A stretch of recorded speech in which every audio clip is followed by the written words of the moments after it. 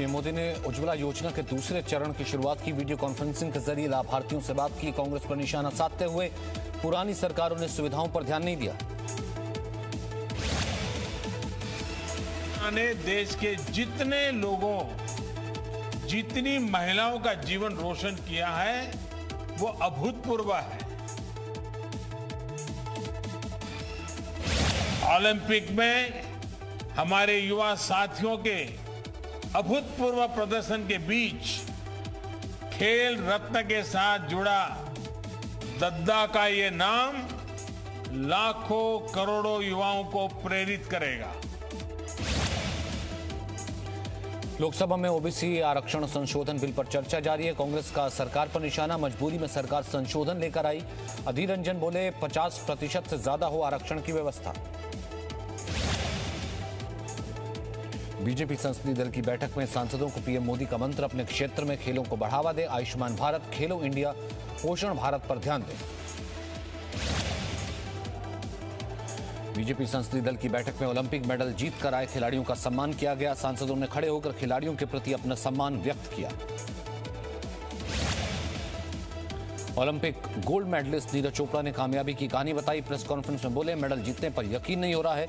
वतन वापसी पर लोगों का प्यार देखकर सच में लगता है कि मैंने कुछ किया है। मेहनत थी और वो काम आई है तो आज अच्छा लग रहा है। भी अगले साल वर्ल्ड चैंपियनशिप है, कॉमनवेल्थ एशियन गेम्स है। कोशिश करूंगा कि दोबारा उनमें ऐसे ही जीत सकूं और वर्ल्ड चैंपियनशिप के लिए बढ़िया तैयारी करके जा सकूं। 370 हटने के बाद पहली बार राहुल गांधी जम्मू कश्मीर के दौरे पर। राहुल गांधी ने गांदरबल के खीर भवानी मंदिर में पूजा अर्चना की।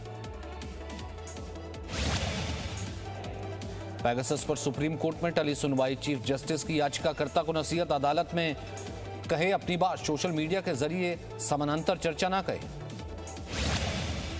नवजोत सिद्धू को पंजाब की कमान के बाद भी कांग्रेस में विवाद थम नहीं रहा। सीएम अमरिंदर सिंह आज दिल्ली में सोनिया गांधी से मुलाकात करेंगे। सिद्धू को लेकर बात हो सकती है।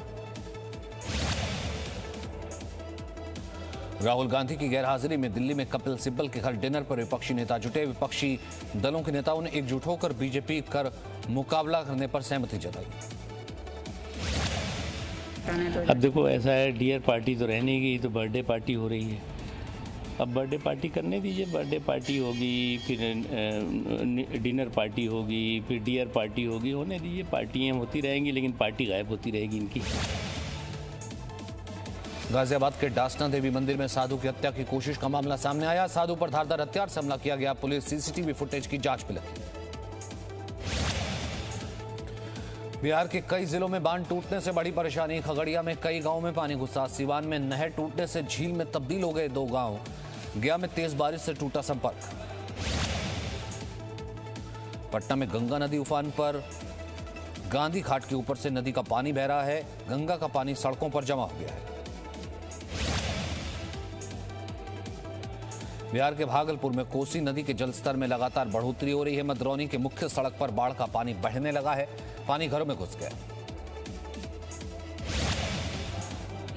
बिहार के मुंगेर में भी गंगा नदी कहर बरपा रही है। जलस्तर बढ़ने के बाद पानी घुस गया है।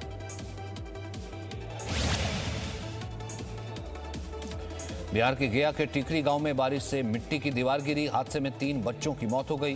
पीड़ित परिवार को मुआवजे का ऐलान। यूपी, बिहार समेत पूर्वोत्तर राज्यों में 5 दिन तक बारिश का अलर्ट। दिल्ली में भी हल्की बारिश का अनुमान। हिमाचल में 15 अगस्त तक बारिश होगी।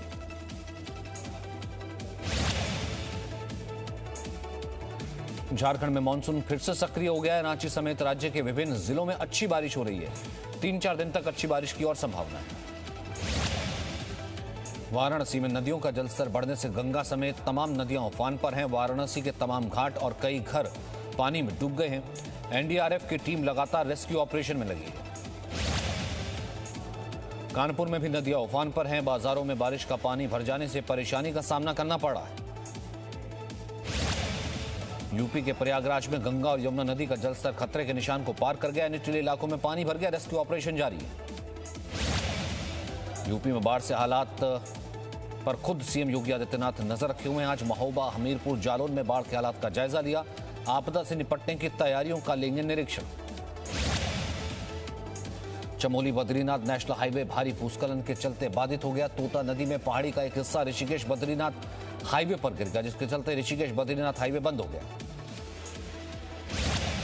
मध्य प्रदेश के रायसेन में अचानक आई बाढ़ में ट्रैक्टर ट्रॉली बह गए। ड्राइवर ने तैरकर अपनी जान बचाई। बाढ़ के बहाव में ट्रैक्टर पलट गया।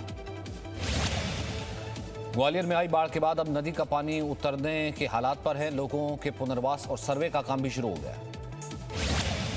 राजस्थान के झुंझुनू में भारी बारिश से सड़कों पर पानी तेज बहाव में बह रहा है। दुकानों के आगे खड़ी बाइक भी बहकर जाने लगी, तभी आसपास खड़े लोगों ने बाइक को पकड़ लिया। झुंझुनू में कई दिनों तक हुई भारी बारिश से कई परिवार प्रभावित हुए हैं। सोहेली गांव में बाढ़ प्रभावितों को राशन सामग्री, दवा और चश्मे बांटे गए, साथ ही मेडिकल कैंप भी लगाया गया। राजस्थान के दौसा जिले में हो रही बारिश में खेत जलमग्न हैं, जिसके चलते किसानों की सैकड़ों एकड़ फसल खराब होने की आशंका है। किसानों से सरकार से मदद मांगी है।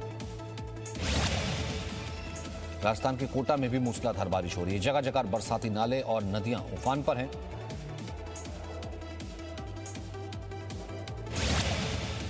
देश में पिछले 24 घंटे में कोरोना वायरस के 28,204 नए मामले सामने आए। 41,000 से ज्यादा संक्रमित लोग ठीक हुए हैं। एक्टिव मामले फिर से 4 लाख के नीचे हैं। देश में अब तक 52 करोड़ 56 लाख से ज्यादा वैक्सीन डोज लगाई जा चुकी हैं। 2.07 करोड़ से ज्यादा वैक्सीन की खुराक राज्यों और निजी अस्पतालों के पास उपलब्ध है। दिल्ली सरकार कोरोना पर लगातार नजर बनाए हुए है। स्वास्थ्य मंत्री सत्येंद्र जैन ने कहा, दिल्ली सरकार 37,000 बेड की तैयारी कर रही है। इसमें 12,000 आईसीयू बेड होंगे। कल दिल्ली में 39 पॉजिटिव केसेज आए थे। पॉजिटिविटी 0.08% थी, यानी 1,000 अगर पॉजिटिव के टेस्ट करते हैं उसमें से 1 से कम पॉजिटिव लोग निकल रहे हैं। नेक्स्ट वेव के लिए दिल्ली सरकार अपनी तैयारी कर रही है, लोगों को आगाह कर रही है। गोवा में 1 हफ्ते के लिए बढ़ाया गया कर्फ्यू। सीएम प्रमोद सावंत बोले, पॉजिटिविटी रेट जब तक नहीं घटता कर्फ्यू जारी रहेगा। कोरोना के चलते 2022 में ऑटो एक्सपो नहीं लगेगा। अगले साल 2 से 9 फरवरी के बीच ग्रेटर नोएडा में ऑटो एक्सपो आयोजित होने वाला था। नई तारीख पर आगे विचार होगा। ग्रेटर नोएडा में स्पोर्ट्स वाहनों से स्टंट करने वाले 3 आरोपियों को पुलिस ने गिरफ्तार किया। कोरोना नियमों को ताक पर रखकर जान जोखिम में डालकर स्टंट कर रहे थे। कोरोना की तीसरी लहर की आशंका के बीच मथुरा के मंदिरों में भीड़ उमड़ रही है। बाकी बिहारी मंदिर में भी भक्तों की भीड़ इतनी थी कि लोगों ने धक्का मुक्की के बीच दर्शन किए। उत्तराखंड में जान जोखिम में डालकर स्वास्थ्यकर्मी टीकाकरण करने पहुंच रहे हैं। स्वास्थ्यकर्मी उफनते नदी नाले, जंगल, झाड़ियों और विकट पगडंडियों से होकर गांव तक पहुंचने को मजबूर हैं। यूपी के हल्द्वानी में कोतवाली के सामने फलों से लदा एक ट्रक डिवाइडर से टकराया। फल सड़क पर फैला देख लोगों में मची अफरा तफरी। ग्रेटर नोएडा में हथियारबंद बदमाशों ने एक घर में की जमकर लूटपाट। शोर मचाने पर पहुंचे गांव वाले, एक बदमाश को पकड़कर किया पुलिस के हवाले। पटना एसटीएफ की टीम ने भागलपुर जिले में 2 आर्म्स तस्कर को गिरफ्तार किया। फिलहाल एसटीएफ की टीम गिरफ्तार तस्करों से कर रही है पूछताछ। सोमवार को भारी गिरावट झेलने के बाद आज सोना थोड़ा मजबूत हुआ है। सोने की कीमतों में आज 140 रुपए की बढ़ोतरी देखी गई है। चांदी की कीमत में भी तेजी।